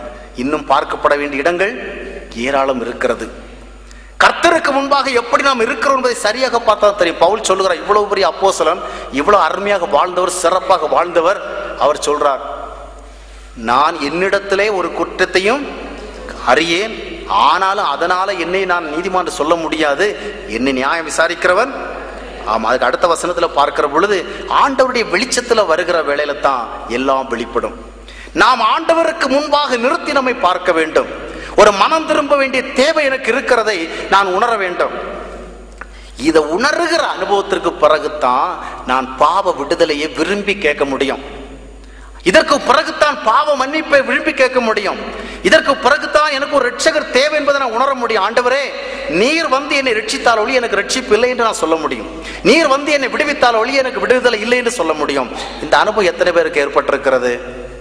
பைபிள் சொல்றதுக்காக, பிரசங்கமான சொல்றதுக்காக, வேதம் சொல்றதுக்காக நம்ம நாமே பாவி என்று ஒத்துக்கொண்டு சில காரியங்களுக்குள்ளே புகுந்து விட்டோம். சரியான பாவ உணர்வடையவில்லை, பாவ விடுதலை அடையவில்லை. நம்மை நாமே ஆண்டவருக்கு முன்பாக ஆராய்ந்து பார்க்க வேண்டும், சிந்தித்து பார்க்க வேண்டும். நம்முடைய குணநிலைகள் எப்படி இருக்கிறது என்பதை நாம் கொஞ்சம் சோதித்து பார்க்க வேண்டும். நாம் எப்பொழுதும் எவைகளை பார்க்கிறோம் என்றால் பாசிட்டிவ் சைடை மட்டும் பார்க்கிறோம். சர்ச்சுக்கு வரோம், ஆராதனை செய்யறோம், பலவிதமான ஆவிக்குரிய காரியங்கள் ஈடுபட்டு இருக்கோம், எது வந்தாலும் ஆண்டவரிடத்தில் ஜெபம் பண்றோம், உபவாசம் இருக்கும். இவைகளை மட்டும் பார்க்க கூடாது. மொத்தத்தில் நம்முடைய வாழ்க்கை எப்படி இருக்கிறது? ஒரு கிறிஸ்தவன் என்று சொல்லிக்கொள்ள தகுந்த அளவிற்கு என்னுடைய சுபாவங்கள் இருக்கிறதா? ஒரு தேவனுடைய பிள்ளை என்று சொல்லிக்கொள்ள தகுந்த அளவிற்கு என்னுடைய குணநிலைகள் இருக்கிறதா? தேவனாலே தெரிந்து கொள்ளப்பட்டவன், தேவனாலே பரிசுத்தமாக்கப்பட்டவன், தேவனுடைய ஆவியினாலே நடத்தப்படுகிறவன் என்று சொல்லிக் கொள்ளுகின்ற அளவிற்கு என்னுடைய வாழ்க்கை நிலை இருக்கிறதா? என்னுடைய வாழ்க்கை நிலையிலே மற்றவர்களை பார்க்க முடிகிறதா? இப்படியாக நாம் ஆராய்ச்சி செய்து பார்க்க வேண்டும். எனவே முதலாவது ஒரு சரியான மனம் திரும்புதல், ஒரு சரியான நோயை உணர்கிற ஒரு அனுபவம் அதற்கு வர வேண்டும். அதற்கு வர வேண்டும் என்றால் நான் உட்கார்ந்து யோசிக்கணும். ஒரு சில இடத்துல சொல்லுகிற வேளையில அவங்க சொல்லுவாங்க, என்ன பிரதர் நீங்க திடீர்னு இந்த மாதிரி மனம் திரும்புதல் சொல்றீங்க, புதுசா வந்த ஒரு அனுபவம் வேணும்னு சொல்றீங்க, மனம் திரும்புற நாள் உங்களுக்கு நிச்சயமா தெரிஞ்சிருக்கும்னு சொல்றீங்க. எங்களுக்கு ஒன்றும் மனம் திரும்புற நாளெல்லாம் தெரியாது, கிறிஸ்துவ ஒப்பு கொடுத்த நாளும் தெரியாது. ஆனா நாங்க கிறிஸ்தவங்களா தான் இருக்கிறோம், நாங்க நல்ல கிறிஸ்தவங்களா தான் இருக்கிறோம், நாங்க பக்தியா தான் இருக்கிறோம், எங்க வாழ்க்கையெல்லாம் ஆண்டவருக்கு பிரியமாகத்தான் இருக்கிறோம், அதற்கேற்றபடி தான் வாழ்ந்து கொண்டிருக்கிறோம். நீங்க என்ன திடீர்னு பிறந்த நாள் மனிதனுக்கு தெரிகிறது போல ரட்சிக்கப்பட்ட நாளும் தெரிய வேண்டும் என்று சொல்லுகிறீர்கள் என்று அவர்களுடைய பக்தி வாழ்க்கையை பார்க்கிறார்கள். அது நன்றாக இருக்கிறது, அவர்கள் வித்தியாசம் தெரியவில்லை. ஆனால் கிறிஸ்தவ வாழ்க்கை என்பது வித்தியாசம் தெரிய வேண்டும். இப்படி தங்களை பக்திமான் என்று எண்ணுகிறவர்களும் உட்கார்ந்து நான் இப்பொழுது பாவி இல்லையா என்பதை சிந்திக்க வேண்டும். சிந்தித்து அப்பொழுதுதான் மனம் திரும்புவதற்கான ஒரு தேவை இருக்கிறத உணர முடியும். அல்லேலூயா. சொல்லுகிறது புரிகிறதா? இப்படி சிந்திக்கிறவர்களும் கூட மற்றவரோடு எதிர்த்து நிற்பதற்கு பதிலாக இவருக்கு என்னமோ பெரிய அனுபவம் கிடைச்சிருக்கு, அதை பத்தி பேசிட்டு இருக்கிறாரு, எங்களுக்கு இந்த அனுபவம் எந்த காலத்துல இருந்தே இருக்கு, காலங்களே எங்களுக்கு தெரியாது, அந்த அளவு அப்படி கிடையாது. கிறிஸ்தவ அனுபவம் உங்களை தெரியாம உங்களோட ஒட்டி கொள்ளுகிற ஒரு அனுபவம் அல்ல, உங்களுக்கு தெரியாமலே உங்களோடு சேர்ந்து கொள்கிற ஒரு அனுபவம் அல்ல, என்றைக்கு நடந்தது என்று தெரியாமலே உங்களோடு வந்து கொண்டிருக்கிற ஒரு அனுபவம் அல்ல. என்றைக்கு உங்களை பாவியாக நீங்கள் உணர முடிந்ததோ அன்றிலிருந்துதான் உங்களுக்கு கிறிஸ்தவ அனுபவம் உணரும். அதைத்தான் பைபிள் சொல்லுது, நான் சொல்லல. என்னுடைய வாழ்க்கையில நான் என்றைக்கு ஆண்டவருக்கு என்னை ஒப்பு கொடுத்தேன் என்பது எனக்கு தெரியும். காரணம் என்னவென்றால் என்னை என்றைக்கு நான் பாவியாக உணர முடிந்தோ அன்றைக்கு தான் என்னை ஒப்பு கொடுத்தேன். ஒருவேளை நாம் ஒரு நல்ல கிறிஸ்தவ வாழ்க்கையை வாழ்ந்து கொண்டிருக்கலாம், ஆனாலும் புதிய அனுபவம் என்பது ஒரு குறிப்பிட்ட சூழலில் தான் ஆரம்பிக்கிறது. அல்லேலூயா. ஒருவன் கிறிஸ்துவுக்குள் இருந்தால் அவன் புதிய மனிதனாக இருக்கிறான். அது எப்பொழுதிருந்தோ புதிய மனிதனாகத்தான் இருந்து கொண்டிருக்கிறேன் என்று சொல்லுகின்ற விதமாக அல்ல. நீ எப்பொழுது கிறிஸ்துவுக்குள் வந்தாய், எப்பொழுது கிறிஸ்துவாகிய பேழைக்குள் வந்தாய் என்பதை நாம் தெளிவாக அறிந்திருக்க வேண்டும். எனவே மனம் திரும்புதலை குறித்து சரியாக நாம் சிந்தித்து பார்த்துவிட்டு அடுத்தபடிக்கு கடந்து செல்லலாம். டாக்டர் சொல்றதுக்காக ஒத்துக்க வேண்டாம். இந்த காலத்துல ஒரு டாக்டர் ஒரு விதமா சொல்லுவார், இன்னொரு டாக்டர் இன்னொரு விதமா சொல்லுவார். அதனால அவங்க சொல்றதை அப்படியே ஏத்துக்க வேண்டாம். முதலாவது நம்ம என்ன செய்வோம், ஆராய்ந்து பார்ப்போம். டாக்டரை திருப்திப்படுத்துறதுக்காக சரிதாங்க நீங்க சொல்றதெல்லாம் சரின்னு சொல்ல வேண்டாம். நம்முடைய சரீரத்துல நோய் பலகீனம் இருக்கிறா என்பதை நாம் ஆராய்ந்து பார்க்க முன்வருவோம். நிக்கோதேமை பார்த்து இயேசு கிறிஸ்து சொன்னார். நிக்கோதேமை குறித்து நீங்கள் பைபிள்ல படிக்கிற வேளையில நீங்கள் யாராவது அவரிடத்துல ஒரு குற்றத்தை கண்டுபிடிக்க முடியுமா பாருங்கள். கொஞ்ச நேரம் ஆராய்ச்சி. நிக்கோதேமு யோவான் எழுதின சுவிசேஷத்துல தான் நாம நிக்கோதேமை குறித்து அதிகமா பார்க்கிறோம். அந்த சுவிசேஷத்துல நிக்கோதேமுவை குறித்த தகவல்கள் நமக்கு கொடுக்கப்படுகிறது. அவன் எந்த பின்னணியிலே உள்ளவன், எப்படிப்பட்ட ஒரு மனிதன், அவனுடைய மனநிலை எப்படிப்பட்டது என்பதெல்லாம் அறிந்து கொள்ள முடிகிறது. நிக்கோதேமை பார்க்கிற பொழுது அவன் சனகரிப் சங்கத்தை சேர்ந்தவன், அதாவது பக்தி உள்ளவர்களுடைய கூட்டத்தை சார்ந்தவன், யூதர்களுக்கு மத்தியிலே பிரபலமானவன், பிரசித்தி பெற்ற போதகர், நியாயப்பிரமாணங்களை கற்றுணர்ந்தவர், நல்ல மனநிலை உடையவர். இயேசு கிறிஸ்துக்கு எதிராக பிற பிரதான ஆசாரிகளும் மத தலைவர்களும் பல அவதூறான காரியங்களை சொன்ன பொழுது கூட அவர்களை தட்டி கேட்டவன் யார்? நிக்கோதேமு. அவருக்கு எதிராக சில முடிவுகளை எடுத்த பொழுது இப்படியெல்லாம் முடிவெடுப்பது சரியா என்று அவர்களை கேள்வி கேட்டவன் அவன். இயேசு கிறிஸ்து வாழ்ந்து கொண்டிருக்கிற காலத்திலேயே மற்றவர்கள் அதை விரும்ப மாட்டாள் என்பதை தெரிந்து வைத்திருந்தும் கூட ஒரு இரவை கண்டுபிடித்து அவரை நேரடியாக சென்று சந்தித்து பேசினவன் நிக்கோதேமு. இறந்து போன பிறகு கூட ஒரு குற்றவாளியை போல் அவர் மரித்தாரு, அவரோடு தன்னை அடையாளப்படுத்திக் கொள்ளக்கூடாதுன்னு அவர் ஒதுங்கிராமல் அவருக்காக மிகுந்த வாசனை தைலங்களோடு புறப்பட்டு சென்று அவருக்கு அவன் மரியாதை செய்தான். இவைகளெல்லாம் கவனித்து பார்க்கிற பொழுது நிக்கோதேமுவை நாம் ஒரு பாவியாக பார்க்கவே முடியாது. அப்படித்தானே? நிக்கோதேமுவை யாரும் ஒரு பாவி என்று சொல்லவே முடியாது. நிக்கோதேமுவை போல ஒரு மனுஷர் இந்த நாட்களில் இருக்கிறான்னு வச்சுங்க, நம்ம சர்ச்சில் இருக்கிறார், இல்லை நம்ம போற இடத்துல இருக்கிறான்னு அவர்கிட்ட போய், ஐயா நீங்க மனம் திரும்பணுங்க, உங்களுக்கு பாவ மன்னிப்பு வேணுங்க, கர்த்தர் உங்களை ஏற்றுக்கொள்ளணும் அப்படின்னு சொன்னா அவர் எப்படி அதை ரியாக்ட் பண்ணுவார்? முதலாவது நம்மளை சொல்லத்தான் நமக்கு மனசு வருமா? ஐயோ அவர் எவ்வளவு பெரிய தேவ மனிதன், எவ்வளவு பக்தியா இருக்கிறாரு, எவ்வளவு பேருக்கு பிரசங்கம் பண்றாரு, எவ்வளவு நல்ல காரியங்களை செஞ்சுட்டு இருக்கிறாரு, எவ்வளவு பேர் அவரை கனப்படுத்துறாங்க, அவர்கிட்ட போய் நம்ம சொல்ல முடியுமா? இயேசு கிறிஸ்து இடத்துல வந்த உடனேயே இவர் எதுக்காக வந்தார் தெரியுமா? நிக்கோதேமு விண்ணரசை குறித்த சில விடைகளை பெற்றுக் கொள்வதற்காக, தன்னுடைய உள்ளத்திலே எழுந்து கொண்டிருந்த ஆன்மீக கேள்விகளுக்கு விடை பெற்றுக் கொள்வதற்காகத்தான் இயேசு கிறிஸ்து இடத்துல வந்தார். ஆனா இயேசு கிறிஸ்து அவரை நிக்கோதேமு சந்தித்த மாத்திரத்திலேயே முதலாவது சொன்ன காரியம் என்னவென்று சொன்னால், நிக்கோதேமஸ், you must be born again. You need a second birth. If you don't have such an experience, you cannot see the kingdom of God. இப்படிப்பட்ட ஒரு அனுபவம் உனக்கு இல்லைன்னு சொன்னா நீ தேவனுடைய ராஜ்யத்தை பார்க்க மாட்ட. அதனுடைய அர்த்தம் என்னவென்றால், you can't understand about the kingdom of God. கடவுளின் ராஜ்யத்தை குறித்து புரிந்து கொள்ள முடியாது. இன்னைக்கு நிறைய பேர் வேத விளக்கம் கேட்பாங்க, இதனுடைய அர்த்தம் என்ன, அதனுடைய அர்த்தம் என்ன, நிறைய விஷயங்கள் அவங்களால புரிந்து கொள்ள முடியாது.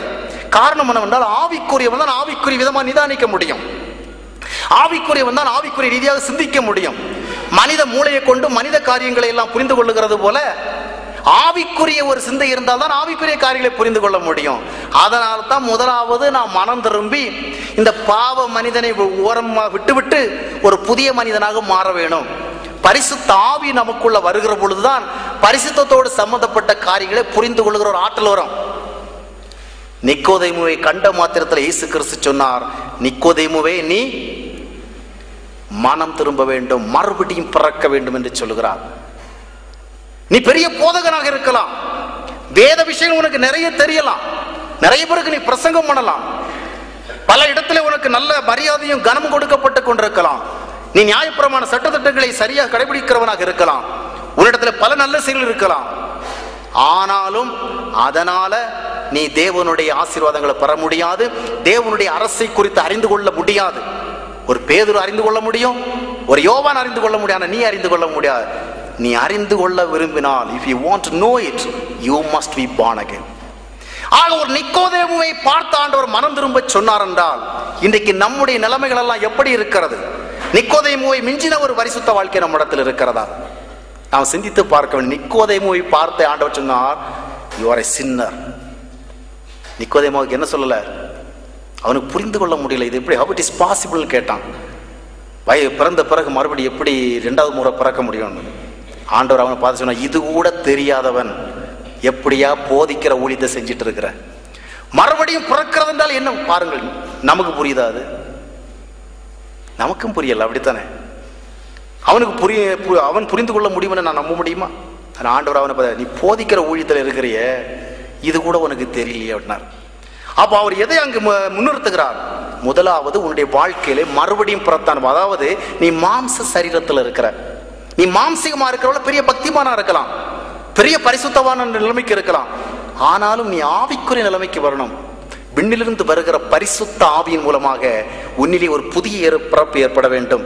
நீ ஒரு புதிய மனிதனாக மாற வேண்டும், ஒரு புதிய சிருஷ்டியாக மாற வேண்டும். அப்படி நீ மாற வேண்டும் என்றால் உன்னுடைய வாழ்க்கையில் இது நடக்க வேண்டும். அப்படி மாற வேண்டிய ஒரு தேவை இருக்கிறது என்பதை, தேவையை உணர்ந்து கொள்ளாத வரைக்கும் நாம அடைய வேண்டியதை அடைய முடியாது. ஒரு மருந்து சாப்பிடணும்னா கூட, என் பையில சாரிடன் டேப்லெட்ஸ் இருக்கு, என்ன ஊழியக்கார பேக்லயே மருந்தை வச்சு நடக்கிறான்னு சொல்லி நினைக்க போறீங்க.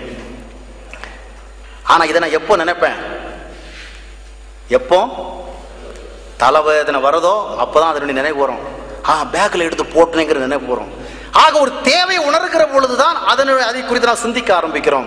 நம்மை நாம் பாவி என்ற உணர்வை அடைந்து இந்த பாவத்திலிருந்து வெளியே வர வேண்டும் என்ற ஒரு சிந்தை நமக்கு உருவாகிற பொழுதுதான் நாம் யாராக மாற முடியும்? ஆண்டவர் விரும்புகிற ஒரு மனிதனாக மாற முடியும். ஆண்டவர் நமக்கு அளிக்கவிருக்கிற அனுபவங்களை பெற்றுக்கொள்ள முடியும். இன்று மனம் திரும்ப வேண்டிய தேவை நமக்கு இல்லையா என்பதை நாம் எந்த நிலையில் இருந்தாலும் கூட ஆராய்ந்து பார்ப்போம். பல ஆண்டுகளாக நாம் சபையில் இருந்தாலும் ஆராய்ந்து பார்ப்போம். பல ஆண்டுகளாக ஜெபக்கூட்டங்களுக்கு போய் வந்து கொண்டுதான் ஆராய்ந்து பார்ப்போம். நான் மனம் திரும்பினது உண்மையா? அப்படி மனம் திரும்புகிற பொழுது ஒரு சரியான ஒரு உணர்வோடு மனம் திரும்பினேனா, நான் பாவியாக இருந்தேன் என்பதை சரியாக உணர்ந்து அந்த பாவத்திலிருந்து விடுதலை வேண்டும் என்ற ஆர்வத்தோடு மனம் திரும்பினேனா? இன்று அநேகர் இயேசு கிறிஸ்துவுக்காகவே மனம் திரும்புறாங்க. இயேசுநாதர் சொல்றார் அல்லவா, அதுக்காக மனம் திரும்ப வேண்டும் என்று. சமீபத்தில் ஒரு திரைப்படம் வந்தது, த பேஷன்ஸ் ஆஃப் த கிரைஸ்ட். கிறிஸ்துவனுடைய அந்த வியாகுலங்களை குறித்த ஒரு படம். இந்த படம் உலகமெங்கிலும் ஒரு பெரிய அசைவை ஏற்படுத்தினது. இதை குறித்து நிறைய சாட்சிகள் உண்டு. அந்த படத்தை பார்த்து விட்டு நிறைய பேர் கண்ணீர் விட்டு அழுதிருக்கிறார்கள். அநேகர் அதிலிருந்து இயேசு கிறிஸ்துவை விரும்ப ஆரம்பிச்சிருக்கிறாங்க. இயேசு கிறிஸ்து நிறைய பேர் கிறிஸ்தவத்திலையும் சேர்ந்திருக்கிறாங்க. இப்படி உலகம் முழுவதும் நடந்தது. ஆனாலும் அதுல ஒரு சிந்தனை என்ன தேவைன்னா, இவர்களை மனம் திரும்புதலுக்கு நேராக வழி நடத்தினது என்ன தெரியுமா? ஒரு சிந்தனைக்காக தான் சொல்றேன். இவர்களை மனம் திரும்புதலுக்கு நேராக, அதாவது ஒரு கிறிஸ்துவை ஏற்றுக்கொள்ள தூண்டினது அவர்களுடைய பாவம் அல்ல, இயேசு கிறிஸ்துடைய பாடுகள். அந்த பாடுகளுடைய நிகழ்ச்சிகளை பார்த்த பொழுது அவர்கள் இதயத்துல ரொம்ப பாதிக்கப்பட்டார்கள்.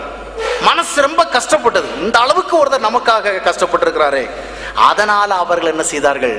இயேசு கிறிஸ்து மேல் ஒரு பிரியத்தை வைத்து தன்னுடைய வாழ்க்கையில கொஞ்சம் மாற்றங்களை எல்லாம் ஏற்படுத்தி கொண்டார்கள்.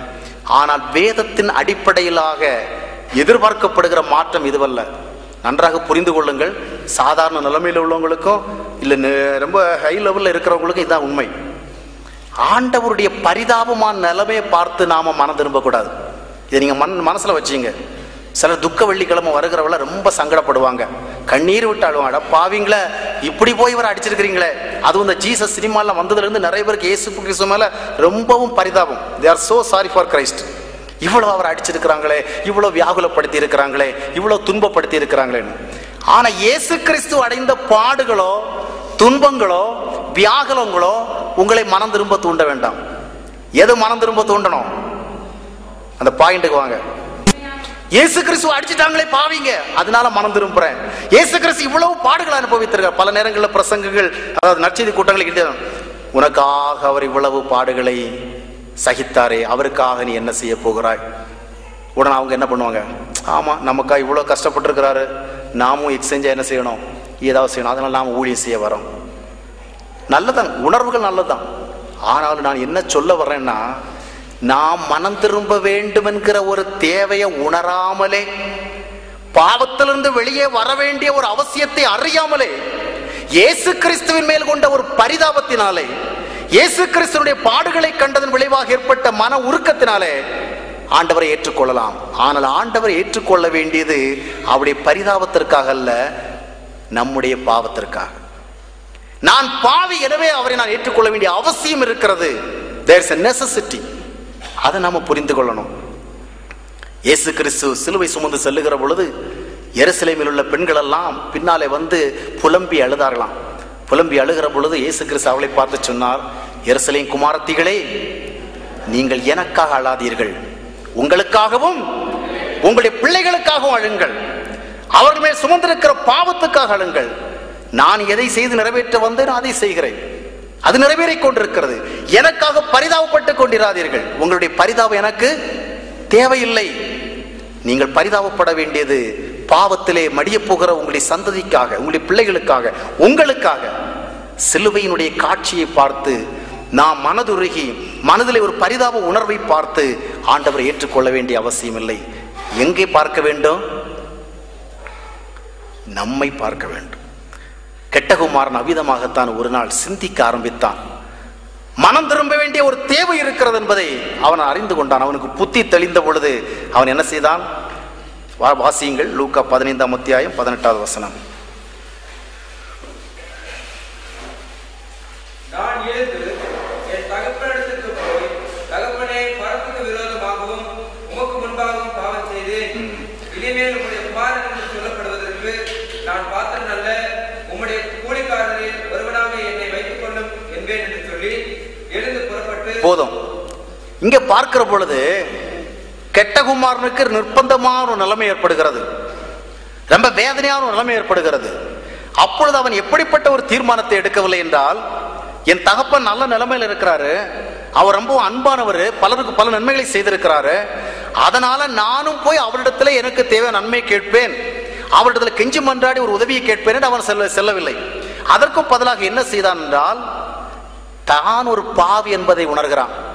இந்த தகப்பனுக்கு முன்னாலே போய் நிற்பதற்கு எனக்கு தகுதி இல்லை, அந்த தகுதியை நான் இழந்து விட்டேன், பரத்திற்கு விரோதமாக என் தகப்பனுக்கு விரோதமாக நான் பாவம் செய்திருக்கிறேன், நான் ஒரு பெரிய பாவி, அவரை மறுபடியும் அப்பா என்று கூப்பிடுகிற ஒரு தகுதி எனக்கு இல்லை, நான் ஒரு குறைந்தபட்சம் வேலைக்காரனாகத்தான் செல்ல விரும்புகிறேன் என்று சொல்லி தன்னை தாழ்த்தி கொண்டு செல்கிறான். இங்கே அவன் அந்த தகப்பனுடைய அன்பை சார்ந்து ஓடவில்லை, அதாவது அன்பை மட்டுமே நினைத்து அந்த அன்பின் மூலமாக தன்னுடைய வாழ்க்கையிலே நன்மையை பெற்றுக்கொள்ள முடியும் என்று சொல்லவில்லை. அந்த தகப்பனுக்கு முன்பாக சென்று தன் பாவத்தை அறிக்கையிட வேண்டும், தன் குறைவுகளை உணர வேண்டும், உணர்ந்து சொல்ல வேண்டும் என்ற ஒரு முடிவோடு செல்கிறான். அப்படி முடிவோடு செல்ல வேண்டும் என்றால் அவன் அங்கே என்ன செய்திருக்க வேண்டும்? He must have examined his life, இல்லையா? அவனுடைய வாழ்க்கை அவன் சோதித்து பார்த்திருக்கணும். என்னுடைய நிலைமைக்கு காரணம் என்ன? நான் இந்த அளவிற்கு ஒரு சூழ்நிலைக்கு வந்து சேர்ந்ததற்கு காரணம் என்ன? It is because of my sin, என்னுடைய பாவம், என்னுடைய தவறுகள், என்னுடைய wickedness. அவன் அதை உணர்கிறான். உணர்ந்ததுக்கு அடையாளமாக அவன் என்ன சொல்கிறான்? நான் இனி எங்க அப்பா கிட்ட போல் மகன் என்று சொல்லக்கூட முடியாது, வேணும்னா ஒரு வேலைக்காரனாக நான் போய் சேருவேன். இன்றைக்கு நம்முடைய கிறிஸ்தவ அப்ரோச் எப்படி இருக்குன்னு சொன்னா, ஆண்டவர் மனதுருகிறவர், ஆண்டவர் அன்பானவர், ஆண்டவர் இரக்கமுள்ளவர். எனவே நம்முடைய எல்லா வாழ்க்கை பிரச்சனைகளுக்கு மத்தியிலும் அவரிடத்திலே ஓடோடி சென்றால் நமக்கு ஒரு உதவி கிடைக்கும் என்று ஆண்டவருடைய மனதுருக்கத்தை மட்டுமே சார்ந்து ஓடுகிறோம். நன்றாக கவனியுங்கள், நான் சொல்லுகிறது உங்களுக்கு புரிகிறதா? அவருடைய அன்பை மட்டுமே இப்ப சார்ந்து ஓடுகிறோம். ஆனால் பரிசுத்தம், அந்த மனதுருக்கம் உள்ள தேவன், இரக்கமுள்ள தேவன், தயவுள்ள தேவன், நமக்கு எந்த ஒரு நன்மையை செய்வதற்கு வல்லமை உள்ள தேவன், ஒரு பரிசுத்தமான தேவனும் கூட. இன்று நம்முடைய வாழ்க்கையிலே நமக்கு சில உதவிகள் தேவைப்படுகிற பொழுது அவரிடத்துல ஓடோடி போனால் நமக்கு கிடைக்கும் என்று நாம் உணர்கிற அந்த நம்பிக்கை நல்லதுதான். ஆனால் நம்முடைய வாழ்க்கையில விதமான சூழ்நிலைகளை நாம் சந்திப்பதற்கு நம்முடைய பாவங்கள் கூட காரணமாக இருக்க முடியும் அல்லவா? நம்முடைய தகாத விதமான செயல்கள் கூட காரணமாக இருக்க முடியும் அல்லவா? நாம் எடுத்த தகாத முடிவுகள் காரணமாக இருக்கலாம் அல்லவா? ஆண்டவருக்கு இசைந்த ஒரு ஜீவிதம் செய்யாததனால் இவைகள் ஏற்பட்டிருக்கலாம் அல்லவா? தேவனுடைய வார்த்தைகளின்படி நடவாமல் போனதனால் இப்படி ஏற்பட்டிருக்கலாம் அல்லவா? எனவே நடந்துவிட்ட காரியங்களுக்காக வருத்தப்பட்டு இதற்கு ஒரு தீர்வு காண இயேசு கிறிஸ்துவை நோக்கி ஓடும் பொழுது இவைகளுக்கு நானும் காரணமாக இருந்திருக்கிறேனா என்ற ஒரு ஆராய்ச்சி தேவை. அந்த ஆராய்ச்சியோடு உணர்ந்து ஆண்டவரிடத்திலே செல்லுகின்ற பொழுது ஆண்டவர் நம்மை அன்புடன் ஏற்றுக்கொள்கிறார். எனவே அங்கே பாவி என்று உணர்கிற ஒரு உணர்வு தேவைப்படுகிறது. இன்று என்னை பார்த்து நான் கேட்கிறேன், உண்மையிலே நான் பாவிதானா? இதை குறித்து எனக்கு ஒரு சரியான அண்டர்ஸ்டாண்டிங் வரணும், ஒரு கிளியரன்ஸ் ஏற்படணும். என்னை நான் சரியான பாவி என்று உணர்கின்ற பொழுதுதான் ஒரு பரிசுத்தம் தேவை என்றும் இயேசு கிறிஸ்துவின் உதவி எனக்கு தேவை என்றும் நாம் உணர முடியும். எல்லாரும் செய்யறாங்களே, அவங்க செய்யறதையும் நாம ஃபாலோ பண்ணிட்டு இருக்க தேவையில்லை. இன்னைக்கு ரட்சிப்பு என்று சொன்னாலே ஒரு கொஞ்சம் சினிமா பார்க்கறத விட்டுட்டு, கொஞ்சம் சண்டை போடுறதை விட்டுட்டு, கொஞ்சம் தவறு செய்யறதை விட்டுட்டு சர்ச்சுக்கு போறது, ஆராதிக்கிறதுல கலந்து கொள்கிறது, ஜெபம் பண்றது, காணிக்கை கொடுக்கறது, இதுதான் தேவைப்பட்ட திருவிருந்தில் பங்கு கொள்ளுகிறது, மன ஞானஸ்நானம் எடுக்கிறது, இப்படிப்பட்ட பல காரியங்கள் இதைத்தான் எல்லாரும் செய்துட்டு இருக்கிறாங்க. அவங்க செய்யறதுக்காக நாம அதை ஃபாலோ பண்ணக்கூடாது. முதலாவதாக நமக்கு மனம் திரும்புதல் எந்த அளவில் வேண்டும் என்பதை நாம் சிந்தித்து பார்க்கணும். ஒரு குறிப்பிட்ட புனித ஸ்தலத்திற்கு ஒரு மனிதன் வழிபட சென்றானாம். வழிபட சென்ற பொழுது அவன் அந்த இடத்துக்கு புதுசா வரான். அந்த இடத்துல எப்படி வழிபடணுங்கிற விவரங்கள் அவனுக்கு தெரியாது. அவன் ஒரு இடத்துல நின்று கொண்டு யோசனை செய்து கொண்டே இருந்தான். இங்குள்ள வழிபாட்டு முறைகள் நமக்கு தெரியவில்லை, எப்படி போய் இந்த இடத்துல இருக்கிற புனித தலத்தில் வழிபடுவது என்பது எனக்கு தெரிய வேண்டும், அதுக்கு என்ன செய்வதுன்னு அவன் யோசித்துக் கொண்டிருந்தான். அப்படி அவன் யோசித்து நின்று கொண்டிருக்கிற பொழுது மனசுக்குள்ள ஒரு முடிவு செய்தான், யாராவது ஒருவர் வழிபட வருவார்கள், அவர்கள் செய்வதை நாம அப்படியே ஃபாலோ பண்ணலாம்.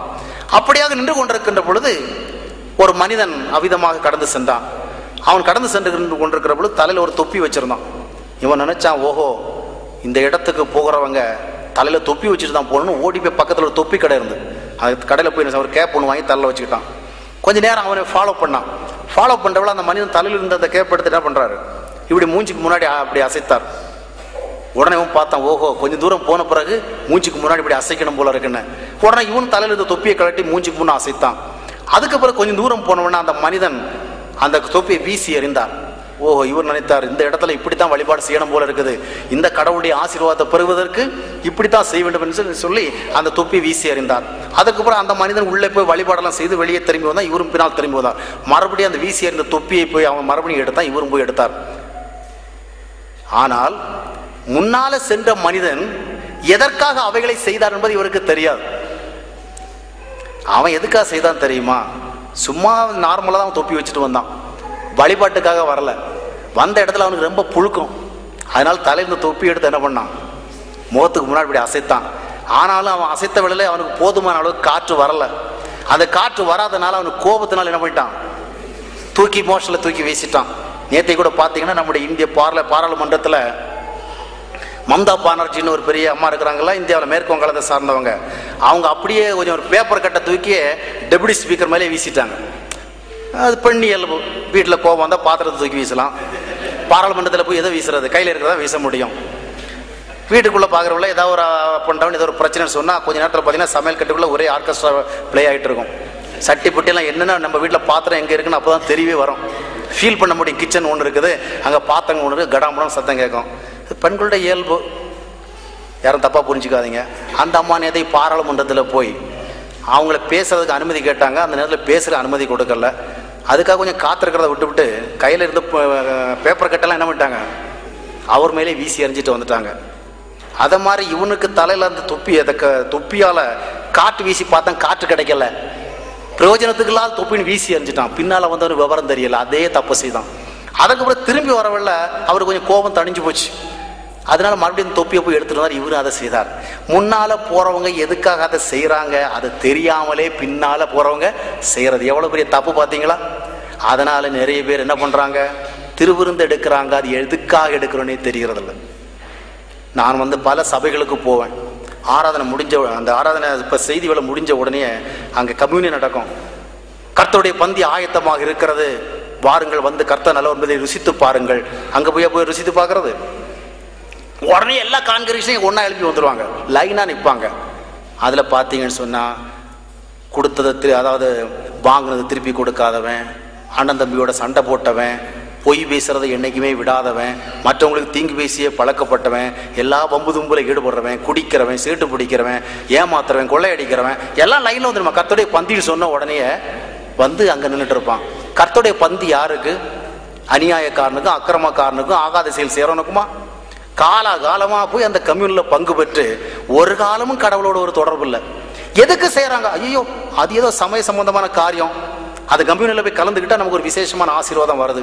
இந்த கேத்தலிக் ரிலிஜனில் பார்த்தீங்கன்னு சொன்னால் அந்த நற்கருணையிலேயே இயேசு கிறிஸ்து இருக்கிறாருங்கிற ஒரு நம்பிக்கை இருக்குது. ஆனால் ப்ராட்டஸ்டன்ட்காரங்க அதை நம்புறது கிடையாது.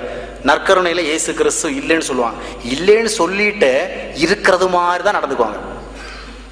வாழ்றபடி வாழ்ந்துக்கிட்டு, செய்கிறதெல்லாம் செஞ்சுக்கிட்டு, பேசுறதெல்லாம் பேசிக்கிட்டு. நான் எத்தனை பேரை பார்த்துருக்கிறேன், சர்ச்சு கேம்பஸில் வர வெளில தான் வெளியே நின்று சிகரெட் அப்படியே அணைச்சி போடுவாங்க. அப்படியே அணைச்சி போட்டு ரொம்ப உள்ள பக்தியாக வருவாங்க. அப்புறம் பார்த்தா கம்யூனில் லைனில் நின்றுப்பார் கியூவில். ஏன்? கர்த்தருடைய பந்தி ஆயத்தமாக இருக்குன்னு சொன்னால் நமக்காக ஏதோ ஒன்று ஆயத்தமாக இருக்கிறத நம்ம என்ன செய்யக்கூடாது, we should not miss it, அதை வீணாக்கிடக்கூடாதுன்னு போயிடும். எதுக்கு செய்கிறோம், ஏன் செய்கிறோம் ஒன்றுமே தெரியல. அதுக்குள்ள பல சமய சடங்குகள். மற்றவங்க துதிக்கிறாங்க, நாமும் துதிக்கிறோம். அவங்க ஸ்தோத்திரம் பண்றாங்க, நாமளும் ஸ்தோத்திரம் பண்றோம். அவங்க ஜெபிக்கிறாங்க, நாமும் ஜெபிக்கிறோம். அவங்க ஞானஸ்நானத்துக்கு போறாங்க, நாமளும் ஞானஸ்நானத்துக்கு போறோம். அவங்க காணிக்கை கொடுக்குறாங்க, நாம காணிக்கை கொடுக்குறோம். இவைகள் எல்லாவற்றுக்கும் ஒரு பின்னணி இருக்குங்க. இயேசு கிறிஸ்துவோடு ஒரு உடன்படிக்கை ஏற்படுத்துவதுதான் ஞானஸ்நானம். அப்படித்தானே? என்னை பாவி என்று உணர்ந்து இந்த பாவியை பரிசுத்தமாக்குவதற்காக இயேசு கிறிஸ்து இரத்தத்தை சிந்தியிருக்கிறார். எனவே நான் பாவி என்று உணர்ந்து அவரால் பரிசுத்தமாக்கப்படுவதற்காக அவரோடு ஒரு உடன்படிக்கை செய்கிறேன். அந்த உடன்படிக்கைக்கு அடையாளமாக இருப்பதுதான் எது? இந்த பேப்டிசம். இந்த பேப்டிசமே உங்களை பரலோகத்துக்கு கொண்டு போகாது. இந்த பேப்டிசத்துக்கு பின்னால் இருக்கிற சத்தியம் தான் கொண்டு போகும். எனவே அந்த சத்தியத்தை நாம் என்ன செய்யணும்? பரிதாபகரமாக இந்த நாட்களில் நான் பல இடங்களில் போய் பார்க்குற ஒரு வேதனையான விஷயம் என்னன்னு சொன்னால், மனம் திரும்புதலை குறித்த பிரசங்கம் எல்லாம் இன்னைக்கு ரொம்ப குறைவு. மற்றவரிடத்துல போய் சுவிசேஷம் சொல்றவங்கள கூட நீங்க ஞானஸ்நானம் எடுக்கலன்னா பரலோகத்துக்கு போக மாட்டீங்கன்னு தான் சொல்றாங்களே ஒழிய மனம் திரும்பலன்னா போக மாட்டீங்கன்னு சொல்றது இல்லை. அதனால அநேகர் என்ன நினைக்கிறாங்கன்னா, அதை நம்ம செய்யாம தப்பாயிடக்கூடாது. போதனைகள் வித்தியாசமா போயிடுச்சு. மனம் திரும்புகிறவர்களுக்கு தான் ஞானஸ்நானம், ஆண்டவரோட ஐக்கியத்தை ஏற்படுத்தி கொண்டவர்களுக்கு தான் கர்த்தருடைய பந்தி. ஆண்டவரை தங்களுடைய வாழ்க்கையில பெற்றுக்கொண்டவர்களுக்கு தான் ஆராதனை. ஆண்டவரோடு உறவு வைத்துக் கொண்டிருக்கிறவர்களுக்கு தான் காணிக்கை, ஊழியம் எல்லாமே. எனவே இவைகளை நாம் புரிந்து கொள்ள வேண்டும். இவைகளை புரிந்து கொள்வதற்கு அடிப்படையாக முதலாவது நம்முடைய வாழ்க்கையில மனம் திரும்புதல் என்பது திட்டவட்டமாக நிறைவேறியிருக்க வேண்டும். மனம் திரும்புதல் திட்டவட்டமாக நிறைவேறியிருக்க வேண்டுமானால் நம்முடைய வாழ்க்கையிலே நாம் பாவியா என்பதை அறிந்திருக்க வேண்டும். நாம் பாவியா என்பதை அறிந்து கொள்வதுதான் எப்படி? யாரும் அதை நமக்கு சொல்லவே தேவையில்லை. யாரோ ஒருவர் சொல்வதற்காக ஒத்துக்கொள்ள வேண்டிய தேவையில்லை. நம்முடைய வாழ்க்கையை நாம் ஆராய்ந்து பார்க்கும் பொழுது நாம் பாவியா இல்லையா என்பதை உணர முடியும். நாம் தேவனுடைய ஆவிக்குட்பட்டவர்களா இல்லாதவர்களா, தேவனாலே ரட்சிக்கப்பட வேண்டிய தேவையில் இருக்கிறவர்களா இல்லையா என்பதை நாம் புரிந்து கொள்ள முடியும். எனவே ஒரு மனம் திரும்புதல் நம்முடைய வாழ்க்கையில் இருக்கிறதா என்பதை முதலாவது நாம் ஆராய்ச்சி செய்து பார்த்துவிட்டு, அந்த மனம் திரும்புதலை குறித்த ஒரு நிச்சயம் இல்லை என்று சொன்னால் இன்றைக்கு நாம் ஆண்டவருக்கு நம்மை ஒப்பு கொடுப்போம். காரணம் என்னவென்றால், எல்லாம் புதிதாயின என்ற தேவ சத்தியத்தை வைத்து நாம் தியானித்துக் கொண்டிருக்கிறோம். எல்லாம் புதிதாகிற ஒரு அனுபவத்துக்கு வர வேண்டும் என்றால் முதலாவது நம்முடைய வாழ்க்கையில மனம் திரும்புதல் நிச்சயமாக நிறைவேறிக்க வேண்டும். அந்த மனம் திரும்புதலை உணர்ந்து ஆண்டவரை ஏற்றுக்கொள்ளுகிற பொழுதுதான் பாவ மன்னிப்பு, பாவ விடுதலை, பரிசுத்தமாகுதல், இந்த கிரியைகள் எல்லாம் நமக்குள்ளாக ஆவியானவரால் நிகழ்த்தப்படுகிறது. அவைகள் இல்லாதபடிக்கு ஏதோ சில ஆன்மீக காரியங்களோடு மட்டும் நம்மை அடையாளப்படுத்திக் கொள்வதனாலே பாவம் அங்குதான் இருந்துட்டு இருக்கும், பாவம் மாறாது. எனவே மனம் திரும்பி இருக்கிறோமா இல்லையா என்பதை ஆராய்ந்து பார்ப்போம். கண்களை மூடி இந்த வேளையிலும் நாம் ஜெபிப்போம். ஒரு நிமிடம் ஆண்டவருடைய சமூகத்தை நோக்கி நாம் பார்ப்போம். இது நம்மை நாமே ஆராய்ந்து பார்ப்பதற்கான ஒரு நேரம், நம்மை நாமே சோதித்து பார்ப்பதற்கான ஒரு நேரம்.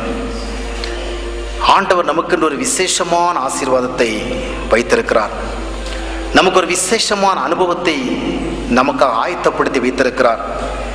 நம்முடைய வாழ்க்கையினுடைய எல்லா பகுதிகளிலும் ஒரு புதுமையை காணத்தக்கதான ஒரு விசேஷமான ஒன்றை நமக்காக அவர் ஏற்பாடு செய்து வைத்திருக்கிறார்.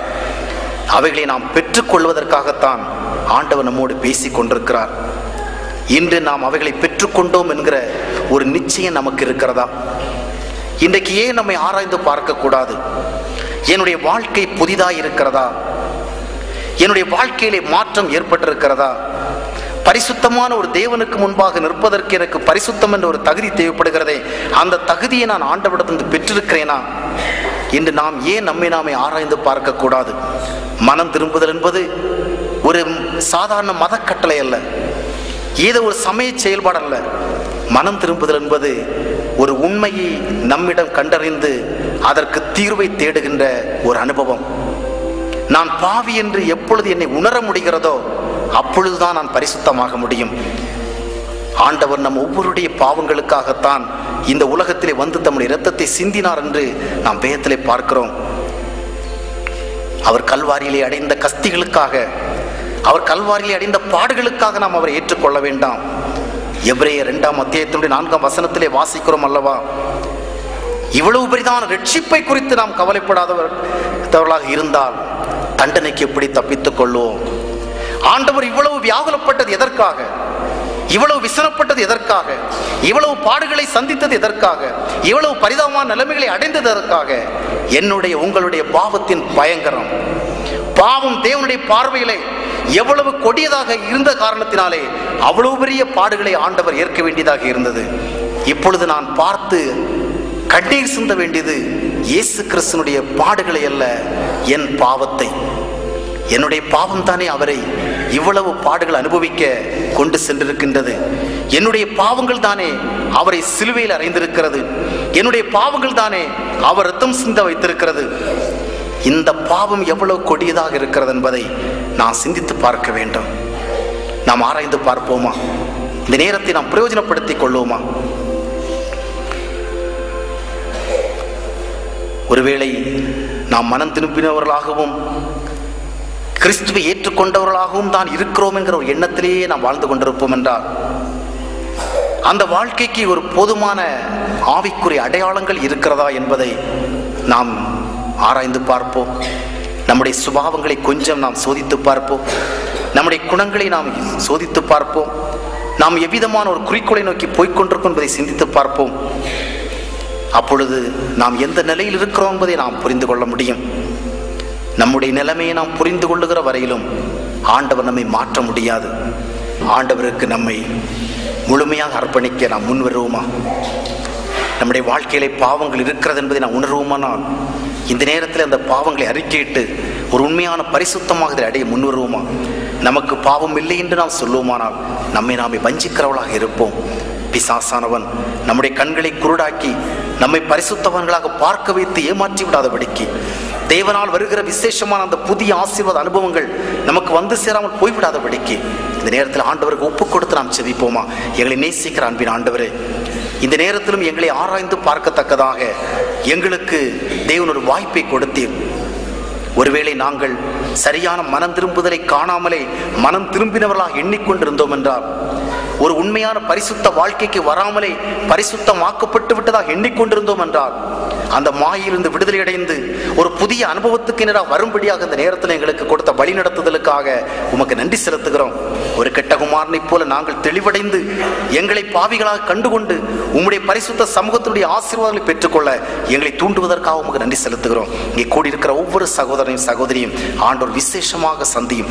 அவர்கள் தங்களுக்குள் யாராக இருக்கிறார்கள் என்பதை உம்முடைய வெளிச்சத்திலே ஆராய்ந்து பார்த்து இந்த நேரத்திலே உம்மோடு இணைந்து கொள்ளும்படியாக, உம்மோடு பிணைந்து கொள்ளும்படியாக உதவி செய்யும். எல்லா பாவங்களும் நீங்கி போகட்டும், எல்லா பரிசுத்த குறைவுகளும் நீங்கி போகட்டும், எல்லா குறைகுற்றங்களும் நீக்கப்பட்டு பரிசுத்தமாக்கப்பட்டு உமக்கு முன்பாக நிற்பதற்கான தகுதியை பெற்றுக் கொள்ளட்டும். உம்முடைய சமூகத்திலே தாழ்த்தி ஒப்புக்